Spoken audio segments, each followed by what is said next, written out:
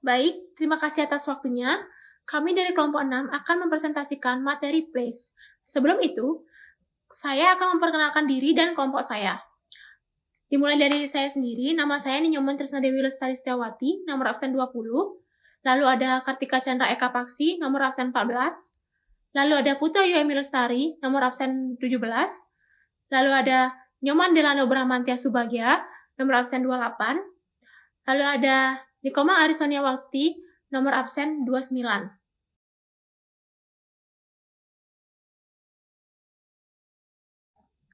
Baik, materi pertama akan dibawakan oleh saya, yaitu macam saluran distribusi.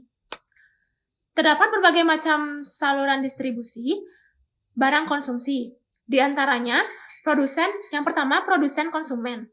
Bentuk saluran distribusi ini merupakan yang paling pendek dan sederhana, karena tanpa menggunakan perantara. Produsen dapat menjual barang yang dihasilkannya melalui pos atau langsung mendatangi rumah konsumen, atau dari rumah ke rumah. Oleh karena itu, saluran ini disebut saluran distribusi langsung. Yang kedua, produsen, pengecer, dan konsumen. Produsen hanya melayani penjualan dalam jumlah besar kepada pedagang besar saja, tidak menjual kepada pengecer. Pembelian oleh pengecer dilayani oleh pedagang besar, dan pembelian oleh konsumen dilayani pengecer saja. Lalu yang ketiga, produsen, pedagang besar, pengecer, dan konsumen. Saluran distribusi ini banyak digunakan oleh produsen dan dinamakan saluran distribusi tradisional. Di sini, produsen hanya melayani penjualan dalam jumlah besar karena pedagang besar saja, tidak menjual kepada pengecer. Pembelian oleh pengecer dilayani pedagang besar dan pembelian oleh konsumen dilayani pengecer saja. Yang keempat, produsen, agen, pengecer, dan konsumen. Di sini produsen memilih agen sebagai penyalurannya.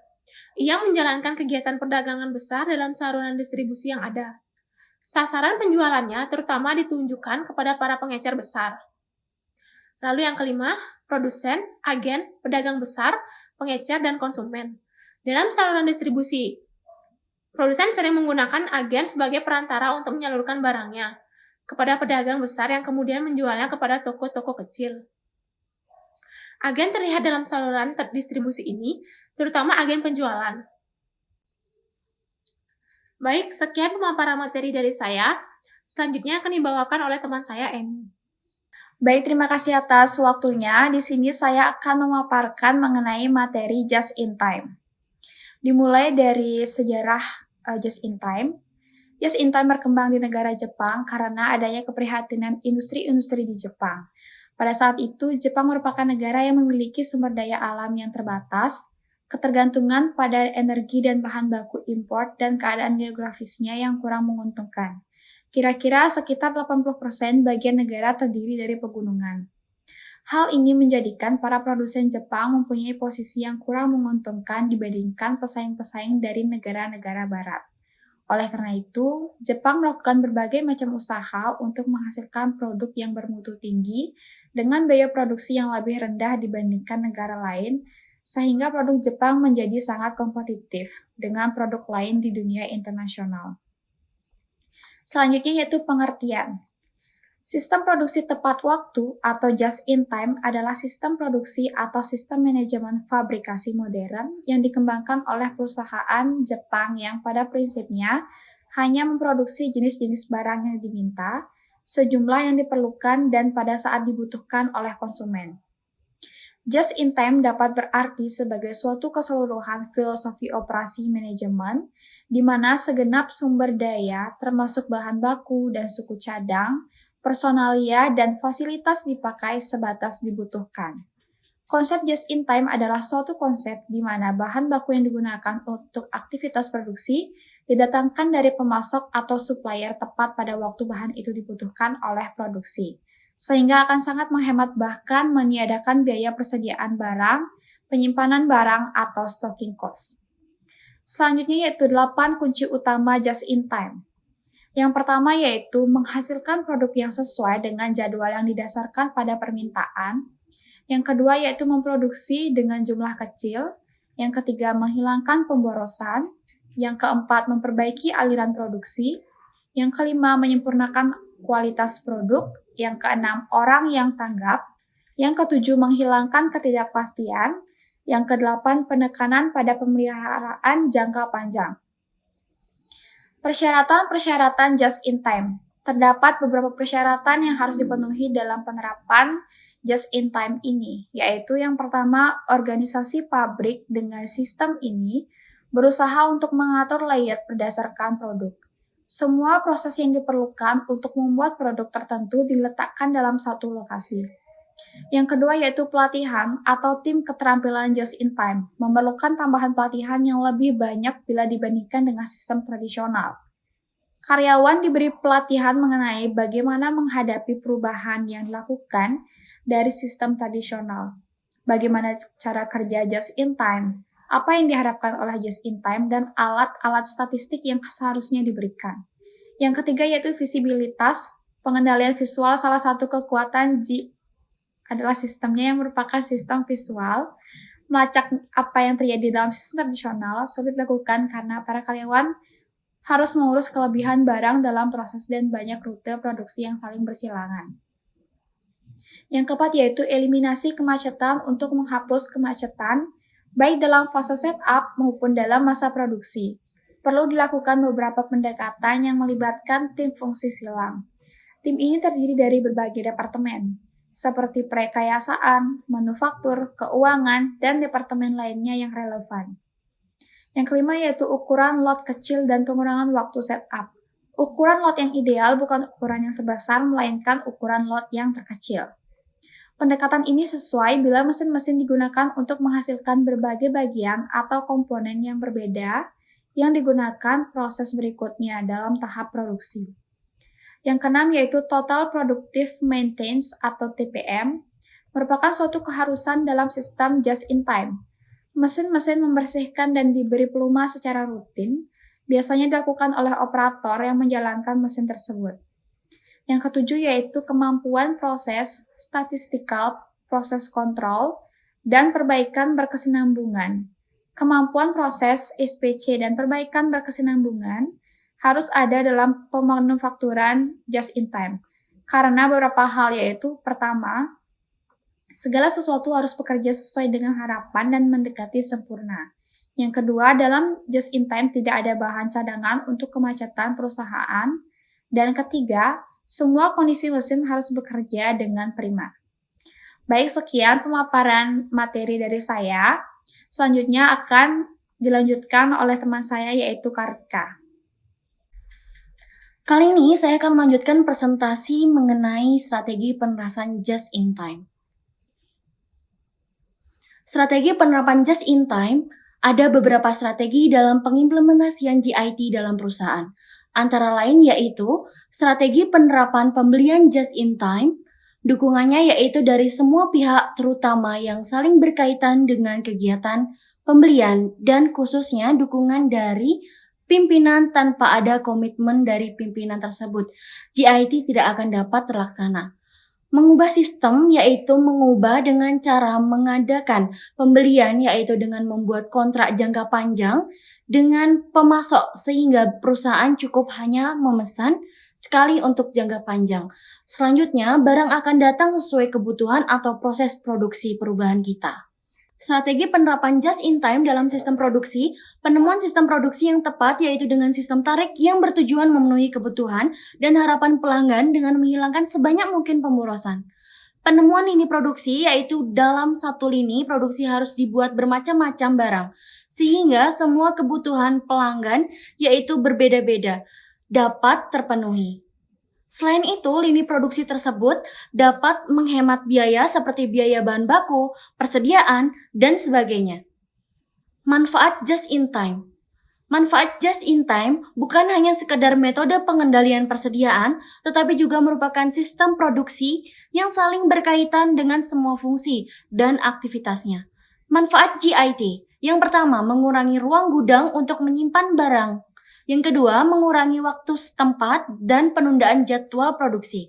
Yang ketiga, mengurangi pemborosan barang rusak dan barang cacat dengan mendeteksi kesalahan pada sumbernya. Yang keempat, penggunaan mesin dan fasilitas secara baik. Yang kelima, menciptakan hubungan yang lebih baik dengan pemasok.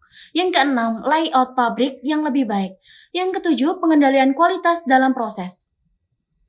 Keuntungan dan kelemahan just in time.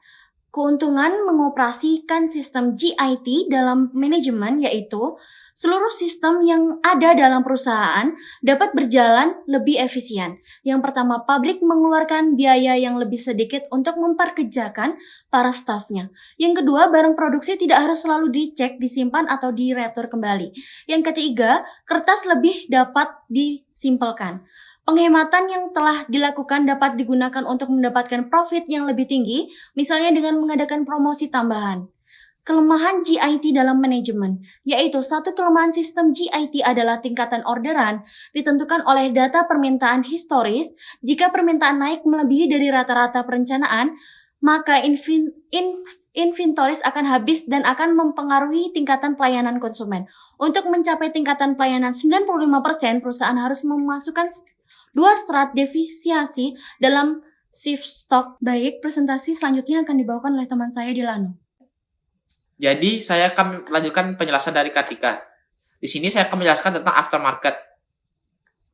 Aftermarket bisa didefinisikan adalah semua usaha-usaha setelah penjualan yang dilakukan untuk mempertahankan customer dan consumer. Manufaktur dan pemasok seharusnya berusaha mempertahankan daya tarik terhadap produknya setelah produk tersebut laku terjual. Yang sebaiknya dilakukan adalah mengamankan tingkat loyalitas yang ada dan customer jangka panjangnya.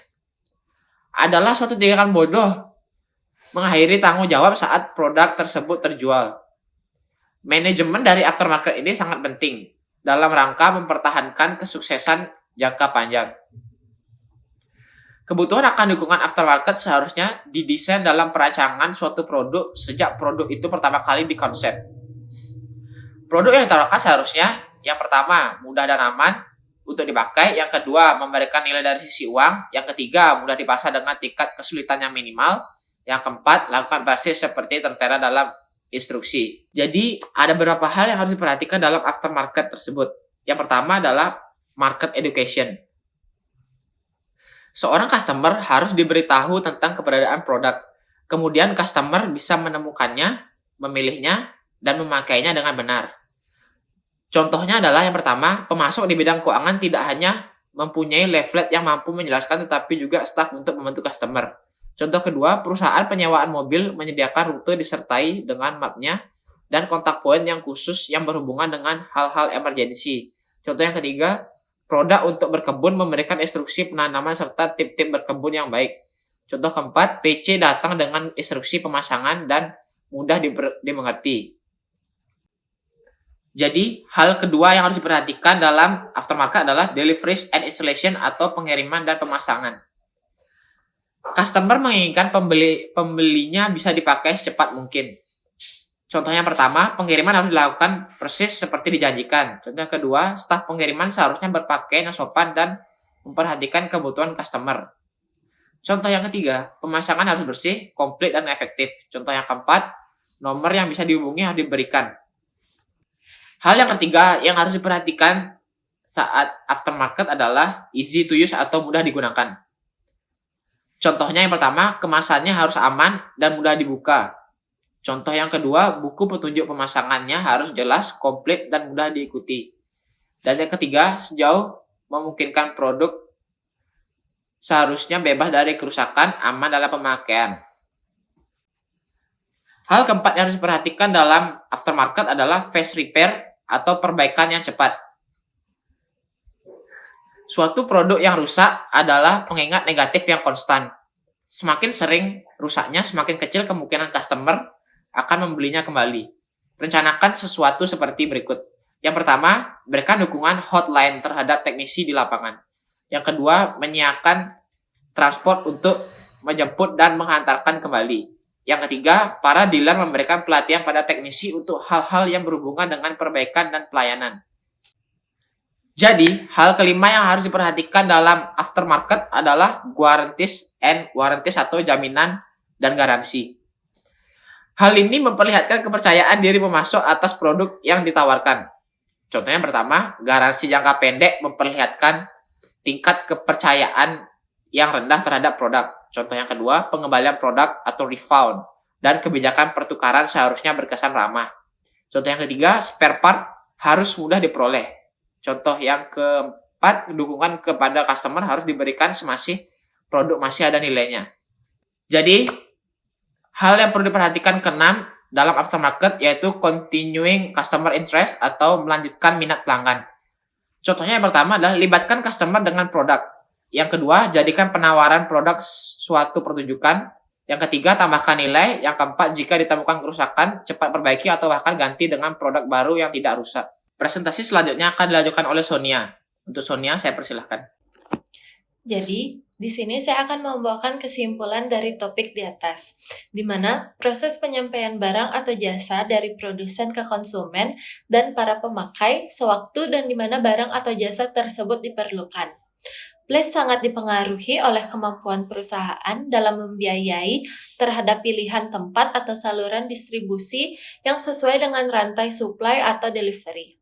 Dalam membuka usaha, lokasi merupakan salah satu faktor penting yang berhubungan dengan pemilihan tempat usaha. Karena lokasi yang strategis menentukan volume penjualan sebuah usaha dan lokasi juga merupakan unsur pemuasan konsumen yang paling kritis. Karena jika lokasinya tepat, maka pada hari pertama pembukaan suatu usaha bisa dijamin akan pengunjung yang datang. Sekian kesimpulan yang bisa saya bawakan. Terima kasih dan waktu saya kembalikan kepada moderator. Sekian presentasi dari kelompok 6. Mohon maaf apabila ada kesalahan kata. Sekian, terima kasih.